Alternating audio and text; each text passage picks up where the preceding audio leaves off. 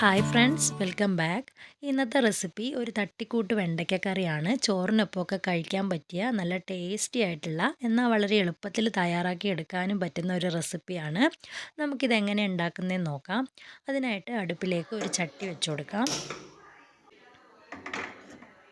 ഇതിലേക്ക് വെളിച്ചെണ്ണ ഒഴിച്ചു കൊടുക്കാം. വെളിച്ചെണ്ണ ഒന്ന് ചൂടായി തുടങ്ങുമ്പോൾ അര സ്പൂൺ കടുക് ചേർത്ത് കൊടുക്കാം.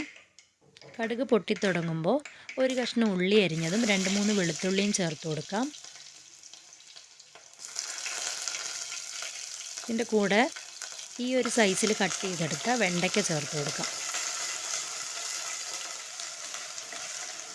ഒരു പച്ചമുളക് മുറിച്ചത് കൂടി ചേർത്ത് കൊടുക്കാം. എന്നിട്ട് ഈ എണ്ണയിൽ ഈ വെണ്ടയ്ക്ക നന്നായിട്ടൊന്ന് ഫ്രൈ ചെയ്തെടുക്കണം. ഇങ്ങനെ ചെയ്യുന്ന എന്തിനാന്ന് വെച്ചാൽ അല്ലെങ്കിൽ കറി വെന്ത് വരുന്ന സമയത്ത് കഷ്ണങ്ങളൊക്കെ ഉടഞ്ഞു പോവും. അപ്പോൾ നന്നായിട്ട് 2 മിനിറ്റ് ഒന്ന് ഫ്രൈ ചെയ്തെടുക്കാം. കറിക്ക് ആവശ്യത്തിനുള്ള ഉപ്പ് ചേർത്ത് കൊടുക്കാം. കൂടെ തന്നെ അര സ്പൂൺ മഞ്ഞൾപ്പൊടിയും 1.5 സ്പൂൺ അളവിൽ മല്ലിപ്പൊടിയും ചേർത്ത് കൊടുക്കാം. നന്നായിട്ട് ഇതൊന്ന് മിക്സ് ചെയ്തെടുക്കാം. ഇനി ഇതിലേക്ക് 1 സ്പൂൺ അളവിൽ മുളക് പൊടി ചേർത്ത് കൊടുക്കാം. ഒരു ചെറിയ തക്കാളി കട്ട് ചെയ്തതുകൂടി ചേർത്ത് കൊടുക്കാം.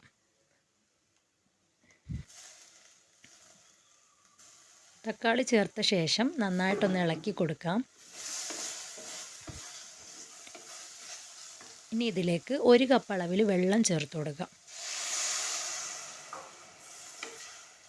വെള്ളം ചേർത്ത ശേഷം നമുക്കിതൊന്ന് മൂടി വെച്ച് ഒരു 5 മിനിറ്റ് കുക്ക് ചെയ്തെടുക്കാം.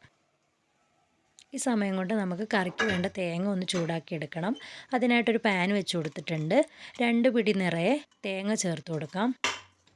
കൂടെ തന്നെ 2 ചെറിയ ഉള്ളിയും 2 അല്ലി വെളുത്തുള്ളിയും ചേർത്ത് കൊടുക്കാം.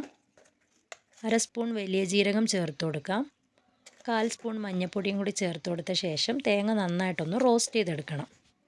റോസ്റ്റ് ചെയ്യുക പറഞ്ഞാൽ ഓവറായിട്ട് കളറ് മാറുമൊന്നും വേണ്ട. ഒന്ന് പൊടികളുടെ പച്ചമണമൊക്കെ മാറി തേങ്ങ ഒന്ന് മൂത്ത് വന്നാൽ മതി. ഈ ഒരു പരുവാകുമ്പോൾ നമുക്ക് ഫ്ലെയിം ഓഫ് ചെയ്ത് കൊടുക്കാം. നന്നായിട്ടൊന്ന് തണുത്ത ശേഷം മിക്സിയുടെ ജാറിലേക്ക് മാറ്റി ഇത് നമുക്ക് ഒന്ന് അരച്ചെടുക്കാം. നമ്മുടെ കറി ഇവിടെ തിളയ്ക്കാൻ തുടങ്ങിയിട്ട് 5 മിനിറ്റ് ആയിട്ടുണ്ട്. കഷ്ണങ്ങളൊക്കെ നന്നായിട്ട് വെന്ത് വന്നിട്ടുണ്ട്. നേരത്തെ അരച്ച് വെച്ച അരപ്പ് നമുക്കിതിലേക്ക് ഒഴിച്ചു കൊടുക്കാം. മിക്സിയുടെ ജാറിലേക്ക് കുറച്ച് വെള്ളം ചേർത്തിട്ട് അതും ഇതിലേക്ക് ഒഴിച്ചു കൊടുക്കാം. നന്നായിട്ടൊന്ന് യോജിപ്പിച്ച് കൊടുക്കാം. ഇനി ലോ ഫ്ലെയിമിൽ വെച്ച് ഒരു 2 മിനിറ്റ് തിളപ്പിച്ചെടുക്കാം.